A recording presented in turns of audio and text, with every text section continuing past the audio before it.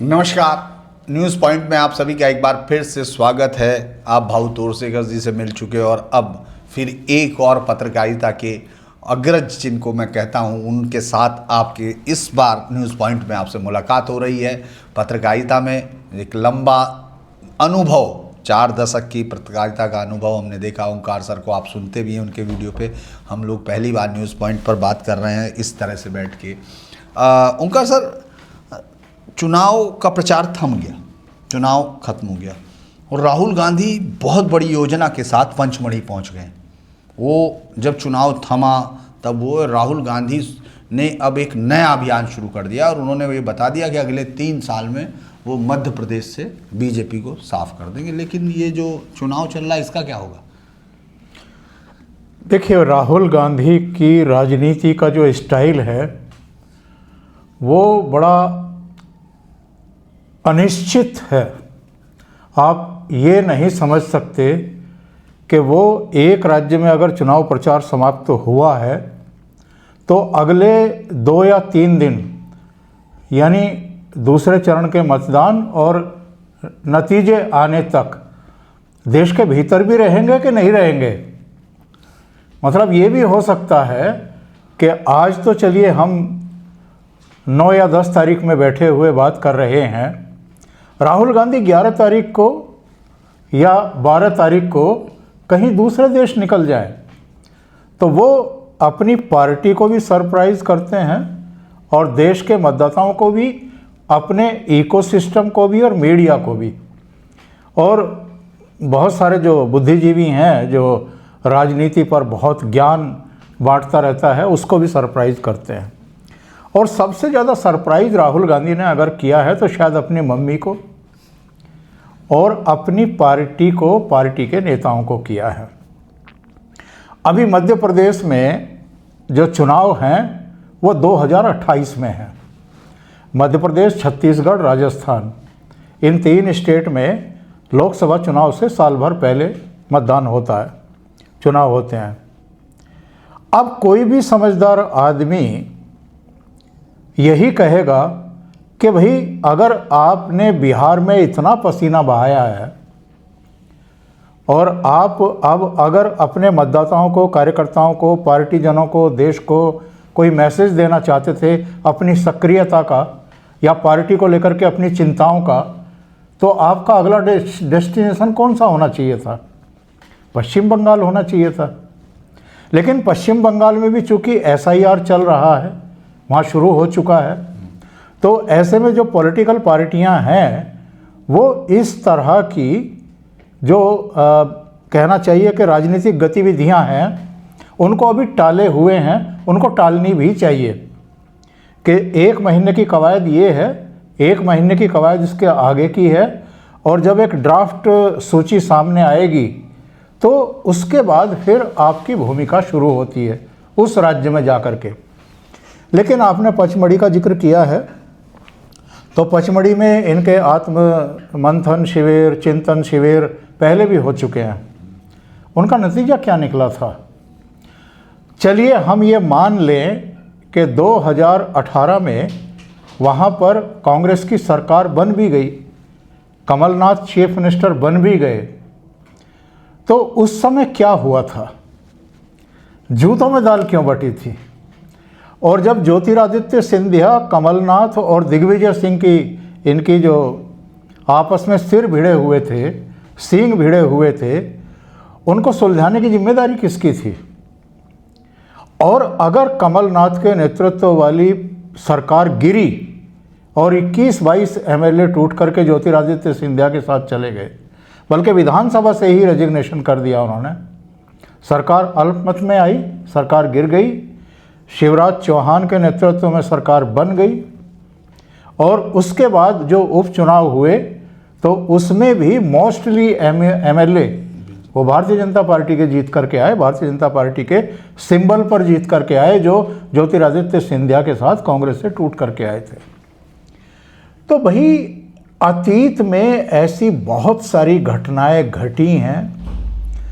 Party को राहुल गांधी से मुझे लगता है पार्टी की इतनी औकात नहीं बची है, इतनी हैसियत नहीं बची है कि कोई राहुल गांधी से जवाब तलब कर सके कि भाई इतने लोग पार्टी छोड़ करके गए हैं, और जितने लोग पार्टी छोड़ करके गए हैं उनमें खुद राहुल गांधी की किचन कोठरी के या इनके अपने आसपास के भी बहुत सारे उम्मीदों भरे चेहरे इनको छोड़ करके गए थे। जैसे अशोक तंवर यूथ कांग्रेस के प्रेसिडेंट थे, इन्होंने ही बनाए थे। सुष्मिता देव वो बहुत ही यंगेस्ट और बहुत उत्साही, और 2014 और 2019 के बीच में लोकसभा जिन लोगों ने कवर की वो पत्रकार जानते हैं कि सर्वाधिक वोकल और सक्रिय सुष्मिता देव हुआ करती थी। वो आपका साथ छोड़ करके टीएमसी में चली गई। जितिन प्रसाद वो आपका साथ छोड़ करके चले गए। ज्योतिरादित्य सिंधिया आपका साथ छोड़ करके चले गए, और आपने सबको आरपीएन सिंह, तो ये सब गए और आपने जाने दिया। मतलब आप इतने अहंकार में चूर थे, और आपने कोई सेकंड, अगर आप हाई कमान बने हुए हैं और एक अहंकार से ग्रस्त हैं कि अरे हम तो ऐसे परिवार से आते हैं, ऐसे ख़ानदान से आते हैं जिनके 3 प्रधानमंत्री हुए हैं, पंडित नेहरू हुए हैं, इंदिरा गांधी हुई है, या हमारे पापा हुए हैं, तो हमें क्या ज़रूरत है, हम तो इसके मालिक हैं पार्टी के। तो और बाकी सब हमारे, या तो आप चपरासी समझ रहे हैं उनको या वर्कर समझ रहे हैं, और उनके साथ आप वैसा ही बिहेव कर रहे हैं। तो आपने जिस तरीके से भारतीय जनता पार्टी में एक हायरार्की है, यानी नरेंद्र मोदी को एज प्राइम मिनिस्टर क्या करना है उनको पता है, अमित शाह को क्या करना है, उनकी भूमिका क्या है उनको पता है, जो पार्टी का अध्यक्ष है उसकी क्या भूमिका है उसको पता है, जो महासचिव हैं उनको क्या दायित्व हैं और वो दायित्व उनको कैसे निभाने हैं, संगठन में और सरकार में कोऑर्डिनेशन, और जो टॉप लेवल का संगठन है आपका, राष्ट्रीय संगठन है, उसका जो प्रदेश के अध्यक्ष हैं उनसे किस तरह का, और अगर राज्य सरकारें हैं तो उनसे डायरेक्ट किस तरीके से अमित शाह के लिंक और समन्वय, और जो आपको मैसेज भेजना है, क्या कराना है क्या नहीं कराना है, कब कैसे करना है, वो सारा एक सिस्टम बना हुआ है। क्या कांग्रेस में है? जब कांग्रेस में इस तरह की परिस्थितियां निर्मित होती हैं तो क्या उनको सुलझाने के लिए, उनका समाधान निकालने के लिए कोई तंत्र आपने स्थापित किया है? तो जवाब है नहीं किया है। तो आप पंचमढ़ी जाए, आप मलेशिया की यात्रा करें, आप लैटिन अमेरिका के देशों की यात्रा करें, कुछ दिन के लिए आप मीडिया से ओझल हो जाएं, अपनी पार्टी के नेताओं से ओझल हो जाएं, पता नहीं कहाँ रहते हैं, और फिर अचानक आप आएँ और तब भी आप पार्टी को सरप्राइज़ करें, और मीडिया में अपने को हाईलाइट करने के लिए आप ही की चर्चा हो और किसी की चर्चा ना हो, इसके लिए आपने ना तो अपनी बहन पर भरोसा कर रखा है कि चलिए आप विदेश में हैं, कोई घटना हो गई है, वहाँ किसी महासचिव को नहीं भेजना, अगर आपको अपने कुनबे पर, अपनी बहन पर ही भरोसा है तो अपनी बहन को भेज दो, लेकिन खुद जाएंगे ताकि मीडिया की सुर्खियाँ केवल राहुल गांधी को मिलें। तो चंडीगढ़ गए, कोई दलित डीआईजी ने सुसाइड कर लिया, फिर रायबरेली गए, हरिओम वाल्मीकि ने की संदिग्ध मृत्यु हो गई, एक असम के सिंगर थे उनके यहाँ गए क्योंकि उसको लेकर के कंट्रोवर्सी शुरू हो गई थी। तो और जो काम बिहार के रुके पड़े थे, सीटों का बंटवारा, कौन सी सीटों पर कौन सी सहयोगी पार्टी का कैंडिडेट खड़ा होगा, कांग्रेस कितनी सीटों पर लड़ेगी, कांग्रेस की दावेदारी जितनी सीटों पर है उतनी उसकी औकात है कि नहीं है, लालू का कुनबा जो है कौन सी जिदमारी किए बैठा है, ये सब जब मामले सुलझाने थे तो या तो आप मलेशिया में थे, या आप कोलंबिया में थे, पेरू में थे, या किसी तीसरे देश में थे, या 10 दिन के लिए गायब थे। अच्छा, लेकिन हम लोग ये क्यों नहीं मानते कि प्रधानमंत्री मोदी की तरह वो भी बहुत चौंका रहे हैं लोगों को? ये भी तो मानना चाहिए। हमको लगता है कि उन्होंने, उनके समर्थकों को उम्मीद है कि वो जितनी देर उन्होंने बिहार की धरा पर कदम रखे, उससे उनका वोटर बहुत मोटिवेटेड हो गया है और उनको लग रहा है कि अब उनकी आंधी चल रही होगी। ऐसा नहीं लगता कि वो प्रधानमंत्री? ठीक यही गलतफहमी 2020 में भी राहुल गांधी को थी बिहार को लेकर के, और तब प्रेशराइज करके लालू परिवार को इन्होंने 70 सीटें ले ली थी। 70 सीटों पर लड़े थे और जीते कितनी थी? 19 सीटें। बाद में एक एमएलसी का चुनाव था जिसमें शायद 3 एमएलसी चुने जाने थे या 2 एमएलसी चुने जाने थे, और कांग्रेस चाह रही थी कि एक एमएलसी की सीट उसको दे दी जाए और एक पर लालू की पार्टी लड़े। लालू यादव ने ऑन कैमरा बस गाली नहीं दी थी, बाकी गुस्सा वही था, और वो गुस्सा उन्होंने बता दिया था कि ये जो 70 सीटें लेकर के इन्होंने ख़राब की है और केवल 19 जीत पाए ये, तो इनको अपनी हैसियत का, अपनी औकात का पता नहीं है। एक बार शरद पवार ने एक इंटरव्यू देते हुए एक टिप्पणी की थी।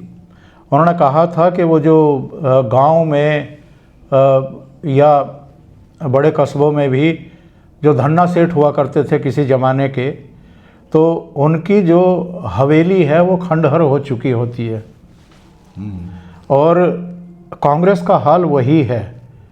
सेठ है, अभी सेठानी है, और वो देख रही है कि हवेली खंडहर हो चुकी है, जर्जर हो चुकी है। लेकिन वो पुराने किस्से जो है, फिर पुरानी किस्से कहानियाँ बता करके उसकी खंडहर हुई हवेली की प्रशस्ति करने की कोशिश करती है। ये शरद पवार के शब्द हैं कि इनको अब ये स्वीकार करना चाहिए कि कांग्रेस जो है वो खंडहर हो चुकी है। योगेंद्र यादव जो आजकल इनके साथ लगे रहते हैं, इनके सलाहकार बने हुए हैं, योगेंद्र यादव ने एक बार कहा था कि कांग्रेस अगर भारतीय जनता पार्टी को नहीं हरा पा रही है, जो भारतीय जनता पार्टी और नरेंद्र मोदी विरोधी सेंटीमेंट है उसके अनुरूप बिहेव नहीं कर पा रही है, तो कांग्रेस को मर जाना चाहिए। इस मामले में ठीक हो गए दोनों, महात्मा गांधी और योगेंद्र यादव एक जैसे हो गए। तो ये एक्चुअल में एक होता है कि अगर आप पार्टी को नहीं संभाल पा रहे हैं, कांग्रेस के नेताओं, कार्यकर्ताओं और जो कांग्रेस को एक्चुअल में वोट करते हैं अभी भी, इतना सब कुछ होने के बावजूद उनकी भावनाओं के अनुरूप अगर आप बिहेव नहीं कर पा रहे हैं या उसको अगर आप प्रतिपादित नहीं कर पा रहे हैं, उतना परिश्रम नहीं कर पा रहे हैं, पार्टी संगठन में जान नहीं फूंक पा रहे हैं, डे बाय डे की जो प्रॉब्लम्स आती हैं संगठन में उनको नहीं सुलझा पा रहे हैं, और जो रियल मुद्दे होते हैं उनकी पहचान अगर आपकी टीम और आप नहीं कर पा रहे हैं, और जो वास्तविक मुद्दे हैं उनको लेकर के सरकार को बैकफुट पर नहीं धकेल पा रहे हैं, तो आपको ये एक्सेप्ट क्यों नहीं करना चाहिए या क्यों नहीं कर रहे हैं कि आपकी लीडरशिप पूरी तरीके से नाकाम है। आप अगर 90 से ज़्यादा विधानसभा चुनाव हार चुके हैं और 2 राष्ट्रपति के चुनाव हार चुके, 3 स्पीकर के चुनाव हार चुके, 3 उपराष्ट्रपति के चुनाव हार चुके, यानी आप सैकड़ा लगा चुके हार का, इसके बावजूद आपके खिलाफ अगर पार्टी में कोई बड़ी बगावत नहीं हो रही है, तो इसकी एकमात्र वजह ये है कि आपके परनाना प्रधानमंत्री थे, आपकी दादी प्रधानमंत्री थी, आपके पिता प्रधानमंत्री थे, और इस खानदान का आपकी पार्टी के ज़्यादातर लोग या तो लिहाज करते हैं अभी भी, या उनको कहीं और ठौर नहीं है। उनको लगता है कि इन्हीं से चिपके रहो, कभी ना कभी तो ये जो बैल है ये दूध देगा। तो उनको ऐसा लगता है। लेकिन बैल कभी दूध देते नहीं हैं और उनको लगता होगा कि देगा। जो इनके तौर तरीके हैं, जो इनके विचार हैं, जिस तरीके से एक ही जगह वो जो पुराने ज़माने में HMV के बड़े बड़े प्लेयर चलते रहते थे और कभी कभी सुई अटक जाती थी तो वो एक ही जगह वो एक ही गाने का बोल चलता रहता था। तो ये जो अदानी अंबानी इनका चलता रहता है, हम भी पिछले करीब 10 साल से तो सुन रहे हैं। लोगों का भी दिमाग पक चुका है ये सारी चीज़ें सुन करके। मतलब नए मुद्दों की आप पहचान नहीं कर पा रहे हैं। जो कमज़ोर नस सरकार की हो सकती है उस पर आप वार नहीं कर पा रहे हैं। संगठन को आप चुस्त चौकस नहीं कर पा रहे, समस्याओं का समाधान नहीं कर पा रहे, जाते हुओं को रोक नहीं पा रहे, नयों को ला नहीं पा रहे। तो ऐसे में आप पचमढ़ी जाइए या कहीं भी जाइए, उससे कुछ होने जाने वाला नहीं है। अच्छा, बात बिहार के चुनाव पे हुई थी, तो आपको बिहार के चुनाव का भी सिनेरियो क्या दिख रहा है? क्योंकि कांग्रेस की बातचीत, राहुल की बातचीत से हो सकता है बहुत सारे लोग लगता है कि हम बहुत ज़्यादा बेटर, लेकिन बिहार के चुनाव में आपको क्या लगता है कि कैसे कैंपेन की, प्रधानमंत्री ने कैंपेन की और अपने साथ उनका पूरा वो रहा, एक पूरा प्रभामंडल था, चाहे एक सीमा को योगी आदित्यनाथ संभाले हुए थे तो दूसरी तरफ जो है अपने हेमंत बिस्वा शर्मा को हमने देखा और बाकी तमाम भी गए जिनके नाम हम लोग नहीं ले रहे हैं। लेकिन जो रणनीति है वो भी अमित शाह चूँकि वहीं रहे लगातार इस पूरे चुनाव को, तो आप इसके मुकाबले विपक्ष की रणनीति को कैसे देख रहे हैं और इसका आउटकम भी क्या देख रहे हैं? देखिए, जब हम बहुत बारीकी से भारतीय जनता पार्टी के चुनाव अभियानों का अध्ययन करते हैं, उनके मुद्दों का बारीकी से अध्ययन करते हैं, तो हम ये पाते हैं कि उनकी जो रिसर्च टीम है वो बहुत ही गहन तौर पर मुद्दों की पहचान करती है। और एक बिहार में चुनाव है तो इसका मतलब ये नहीं है कि वो बिहार के जो बड़े से मुद्दे हैं केवल उन्हीं पर फोकस करते हैं। प्रधानमंत्री की मुजफ्फरपुर में अगर सभा है, प्रधानमंत्री की अगर गया जी में कोई सभा है, प्रधानमंत्री की अगर पटना में कोई सभा है या जहानाबाद में है या सीमांचल में है, तो वो अलग अलग जगहों के जो लोकल मुद्दे भी हैं ना, या जो लोकल बड़े महान हस्तियां हुई हैं, वो उनकी चर्चा करना नहीं भूलते। उस क्षेत्र में अगर कोई बड़े पुल बने हैं, अगर कोई हाईवे निकला है, एक्सप्रेसवे निकला है, अगर कोई मेडिकल कॉलेज बना है, कोई एम्स डाला है, कुछ भी किया है, उनके भाषण में उसको रेखांकित किया जाता है, बताया जाता है कि इस एरिया के लिए हमने किया क्या है। दूसरी बात यह है कि अकेले प्रधानमंत्री नहीं, अमित शाह की कहाँ कहाँ सभाएं होनी हैं, अमित शाह को कौन कौन से मुद्दे वहाँ पर टेकअप करने हैं, प्रधानमंत्री को कौन से मुद्दे टेकअप करने हैं, योगी आदित्यनाथ कौन सी चीज़ों को हाईलाइट करेंगे जो उन्होंने उत्तर प्रदेश में की है और उसको लेकर के उनकी एक छवि बनी है, और जिन मुद्दों को लेकर के उनकी कीर्ति पताका उत्तर प्रदेश के बाहर भी फैली है, जिसको लेकर के उनको लोग पसंद करते हैं उत्तर प्रदेश के बाहर भी, पूरे हिंदुस्तान में, वो उनको याद कराते हैं। नंबर 2, अगर हम केवल बिहार की बात करें इस समय, तो जो लालू राज में जंगल राज हुआ है या जो भ्रष्टाचार हुआ है, वो चाहे चारा घोटाला हुआ हो या रेलवे में 2 बार रेल मंत्री रहते हुए जो उनके अलग अलग भ्रष्टाचार दोनों समय के हैं, या वो हों, वो सारी चीज़ें, और जो उस समय नरसंहार हुए जब लालू के राज में ये सब चल रहा था, 70 नरसंहार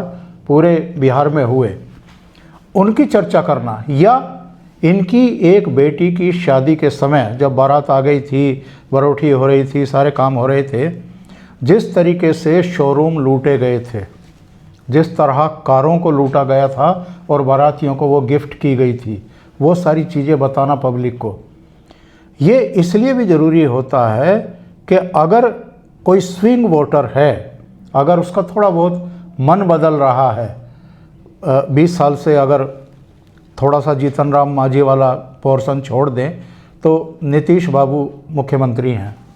तो बहुत सारे लोग होते हैं, बहुत सारी घटनाएं होती हैं, लोगों का मन डोलने लगता है कि तो उनको याद दिला करके ये बताना कि अगर ज़रा सी गलती हो गई तो क्या लेने के देने पड़ेंगे और फिर किस तरीके से वही जंगल राज लौटेगा और उसकी कितनी बड़ी कीमत चुकानी पड़ेगी, वो बताना और हर स्तर पर बताना। और योगी आदित्यनाथ का ये बताना कि मैंने माफियाओं का किस तरीके से भूस भरा है या उनको किस तरीके से मिट्टी में मिलाया है, और वही यहाँ बिहार में भी हो रहा है या होगा, ये संकेत देना। तो ये इनका एक्चुअल में एक रिसर्च वर्क, उसके बाद फिर ये तय कर देना कि प्राइम मिनिस्टर को क्या बोलना है, अमित शाह को कौन से बिंदु लेने हैं, योगी आदित्यनाथ को कौन से लेने हैं, और दूसरे और भी अगर मुख्यमंत्रियों का जिम्मा लगाया गया है कहीं तो उनको क्या बोलना है, वो सारा कुछ तय होता है ऊपर से, ताकि एक ही बात को 2-3 लोग ना बोलें, उसको रिपीट ना करें और वो ठीक तरीके से कन्वे हो जाए। जहाँ तक विपक्ष का प्रश्न है कि उन्होंने कौन से मुद्दों को उठाया है, तो बड़ा भारी कन्फ्यूजन था, मनमानी थी। जिस तरीके से वो 16-17 दिन की यात्रा की थी राहुल गांधी ने तेजस्वी को साथ में लेकर के, वोट अधिकार यात्रा के नाम पर, उसमें राहुल गांधी ने जिस तरीके से वोट चोरी और SIR का विरोध करना शुरू किया पूरी यात्रा के दौरान, ना तो उस यात्रा के समय तेजस्वी उस पर कुछ बोले थे और ना उनकी यात्रा समाप्त होने के बाद बोले। वो बिहार अधिकार यात्रा के नाम से उन्होंने निकाली, अपनी अलग से वोट अधिकार यात्रा के नाम से नहीं निकाली, क्योंकि उनकी दृष्टि में, लालू परिवार की दृष्टि में, वोट चोरी कोई बड़ा मुद्दा था ही नहीं जो ज़मीन पर उतरा हो, या SIR का विरोध कोई बड़ा मुद्दा था नहीं जिस पर नीचे से कोई रिएक्शन आया हो। तो दोनों दलों में, और वामपंथियों की तरफ से भी दीपांकर थे, दीपांकर भट्टाचार्य, लेकिन वो भी राहुल गांधी की जबान तो नहीं ही बोल रहे थे। और ये बात देर से ही सही राहुल गांधी की समझ में भी आ गई। उसके बाद जब ये दोबारा से प्रचार में लौटे तो इन्होंने भी उस तरीके से वोट चोरी या दूसरी चीज़ों को रेखांकित नहीं किया। प्रचार की जहाँ तक बात है, इनका बहुत नियोजित प्रचार था, बहुत तैयारी के साथ इन्होंने प्रचार किया। प्रधानमंत्री नरेंद्र मोदी ने, शाह ने, योगी ने और नीतीश बाबू ने भी। लेकिन इनका प्रचार जहाँ तक था तो शुरू में तो लगा ही नहीं कि राहुल गांधी की एंट्री होगी भी या नहीं होगी, क्योंकि तेजस्वी ही जनसभाएं करते हुए दिखाई दे रहे हैं और एंट्री उनकी देर से हुई भी। तो वो अगेन एक, इसको अपॉर्चुनिटी कहते हैं जब किसी राज्य में चुनाव आते हैं, क्योंकि सबकी नज़रें, इंक्लूडिंग राज्य के मतदाताओं की और बाहर के लोगों की भी नज़रें वहाँ टिकी रहती हैं, प्रचार तंत्र पे भी टिकी रहती है। इंटरव्यूज़ भी बहुत गहनता से देखे जाते हैं कि इंटरव्यू लेने वाला कौन से सवाल पूछ रहा है, जवाब क्या दिए जा रहे हैं। तो उसमें भी ये लोग कोई प्रभाव छोड़ने में नाकाम साबित हुए हैं। आखिरी सवाल मैं आपसे करूंगा कि अब रिजल्ट क्या हो रहा है, क्योंकि अब आना ही है, आपका असेसमेंट क्या कह रहा है इसमें? देखिए, लोकसभा चुनाव में जब भारतीय जनता पार्टी को 240 सीटें मिली थी तो हमेशा होता है कि जब किसी राज्य का या केंद्र राष्ट्रीय स्तर के चुनाव का रिजल्ट आता है तो प्रधानमंत्री भारतीय जनता पार्टी के मुख्यालय पहुंचते हैं। उस शाम भी गए थे और सबने देखा था कि उनकी आँखों में एक सूनापन था, एक उदासी थी, एक प्रायश्चित का भाव था।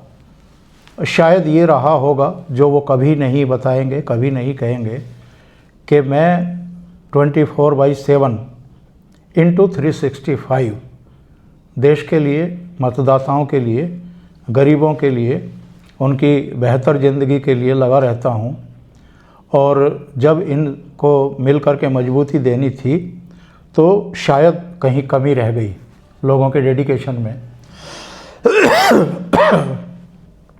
वो एक भाव था उस समय। लेकिन भाषण में वो परिलक्षित नहीं होने दिया उन्होंने, जैसा कि वो कुशलतापूर्वक बड़े से बड़ा जहर पी लेते हैं और प्रकट नहीं होने देते। लेकिन उसके बाद जब उनको भी पता था कि भाई 240 पर हम अटक जरूर गए हैं, लेकिन सरकार तो हम बना रहे हैं, क्योंकि 293 सीटें एनडीए की आ गई थी, सरकार बन गई, वो तीसरी बार प्रधानमंत्री बन करके इतिहास रच चुके थे।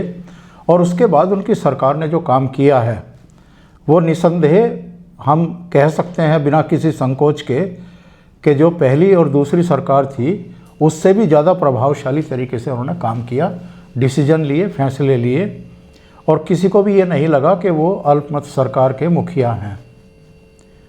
उसके बाद जो 5 राज्यों के चुनाव हुए हैं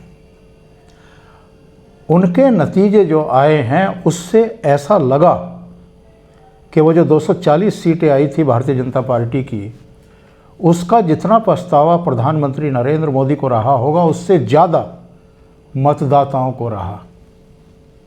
उनको ये रियलाइजेशन हुआ कि हमसे गलती हो गई है।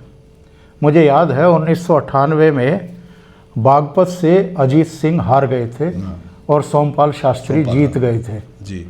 बाद में वो अटल जी की सरकार में कृषि मंत्री बने थे। जिस दिन अजीत सिंह हारे उस दिन बागपत इलाके के बहुत सारे गांवों में शाम के समय चूल्हे नहीं जले थे। लोगों को लगा था कि हम नाराज तो थे अजीत सिंह से, झटका तो देना चाहते थे लेकिन हराना नहीं चाहते थे। तो ये 240 सीटें आने के बाद लोगों को कहीं ना कहीं इस बात का एहसास हुआ कि हमसे बहुत बड़ी चूक हो गई है, हमने प्रधानमंत्री को कमज़ोर किया है। तो उस भूल को कैसे सुधारा जाए। मैं व्यक्तिगत तौर पर भी उस समय अपने चैनल पर भी दूसरे चैनलों पर भी ये कह रहा था कि हरियाणा में तीसरी बार भारतीय जनता पार्टी सरकार नहीं बना पाएगी, क्योंकि ट्रेडिशन ऐसा है कि वहाँ हर 5 साल में सरकार बदलती है, 10 साल तक रह ली है, लगता नहीं। और कांग्रेस का बड़ा आक्रामक जो है पूरा अभियान था, उन्होंने एक लाइन ले ली थी। हम नहीं समझ पाए कि जो लाइन कांग्रेस ने ली वो उसके लिए भी आत्मघाती साबित होने जा रही है, और यही हुआ। जाटों का मतदान उनको मिला लेकिन जो गैर जाट थे वो एकजुट हो गए। इसके अलावा जो जेपी नड्डा ने लोकसभा चुनाव के समय संघ के बारे में एक बयान दे दिया था जी, जिसका भी नुकसान उठाना पड़ा था, संघ और बीजेपी के बीच फिर से कोऑर्डिनेशन हुआ और शायद पर्दे के पीछे कुछ चीज़ें तय हो गई। संघ ने हरियाणा में भी, महाराष्ट्र में भी, दिल्ली में भी और अभी बिहार में भी बहुत बड़ी भूमिका निभाई, बहुत बड़ा काम किया। उसका नतीजा ये हुआ कि जो बांग्लादेश में हो रहा था हिंदुओं के साथ, उस पर योगी आदित्यनाथ का एक मूल मंत्र कि बटोगे तो कटोगे, और ये इसलिए भी उन्होंने आगे किया, प्रधानमंत्री ने थोड़ा पॉलिश करके उसको, एक रहेंगे तो नेक रहेंगे, और यही फिर संघ प्रमुख ने भी कहा। ये नहीं मैसेज दिया गया कि जो गलती 2024 के लोकसभा चुनाव में हो गई आप बटे, क्योंकि उन्होंने कहा आरक्षण वापस ले लिया जाएगा, छिन जाएगा, संविधान बदल देंगे, क्योंकि 400 सीटें मांग रहे हैं, तो अगर बटे इस बार भी तो कटोगे। तो उसका नतीजा ये हुआ कि 3 राज्यों में भारतीय जनता पार्टी की सरकारें बन चुकी। जम्मू कश्मीर में पिछली विधानसभा चुनाव जब हुए थे 10 साल पहले, बीजेपी को 25 सीटें मिली थी, इस बार 29 सीटें मिली, यानी वहाँ भी परफॉर्मेंस अच्छा रहा, झारखंड में भी अच्छा परफॉर्मेंस रहा। तो कोई कारण नहीं है कि नीतीश के विकल्प के तौर पर कोई उभरा हो बिहार में, या मतदाताओं का जो अब तक मानस रहा है लोकसभा चुनाव के बाद 5 राज्यों के चुनाव में, उसमें कोई बड़ा आमूल चूल परिवर्तन हुआ हो या कोई ऐसी घटना हुई हो कि लोग नरेंद्र मोदी से या नीतीश कुमार से नाराज हों। तो बिहार में सबको यही लग रहा है और यही होता हुआ दिखाई दे रहा है कि कंटिन्यूअसली जो कुछ इन 5 राज्यों के चुनाव में नतीजे आए हैं, झारखंड छोड़ दीजिए, वहाँ कुछ गलतियाँ हुई हैं तो उनकी कभी फिर मीमांसा करेंगे, उस पर फिर विमर्श करेंगे।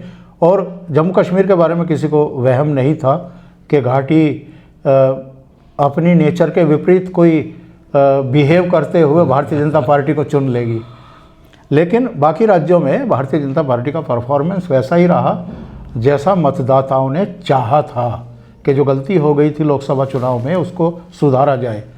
और बिहार में बहुत विकास के काम हुए हैं, बहुत पॉजिटिव अभियान भी रहा है इनका। मतदाताओं को जागरूक करने के लिए जंगल राज भी याद दिलाया गया, सारी चीज़ें हुई, लेकिन कोई विपरीत नतीजा आएगा इसकी दूर दूर तक संभावना नहीं है। ठीक है, तो नमस्कार। आपने देखा कि बहुत अच्छा एक बड़ा इंटरव्यू आपने देखा, बहुत सारी डिटेल के साथ इसलिए बातचीत हुई कि बार बार बात राहुल के इर्द गिर्द आकर निपट जाती है। लोग, आप में से बहुत सारे लोग कहते हैं कि राहुल को इतना तरजीह देने की ज़रूरत नहीं है, लेकिन जब कोई ये आह्वान कर रहा हो कि जेनजी यहाँ जाएगी, जब उसके कुछ समर्थक ये कह रहे हो ममदानी की ज़रूरत है, ममदानी कहाँ है, तो मुझे लगता है उनको ये ज़रूर सवाल उठाना चाहिए राहुल गांधी कहाँ हैं। और उनके सवाल उठाने से इस देश की राजनीति पर कोई फ़र्क नहीं पड़ रहा, ये ओंकार चौधरी सर बता रहे हैं। सर बहुत बहुत धन्यवाद, आप आए और तमाम दर्शकों को आपने इस बारे में जानकारी दी। तो आज के लिए अभी इतना ही, फिर मुलाकात होगी। नमस्कार।